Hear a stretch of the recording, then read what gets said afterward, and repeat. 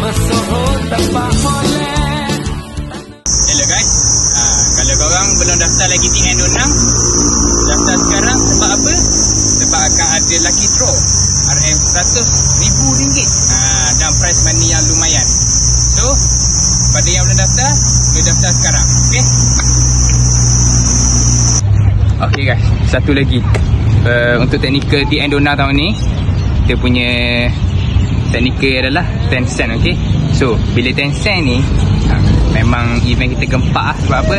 10 cent adalah antara teknikal yang paling baik dalam Malaysia. Okay,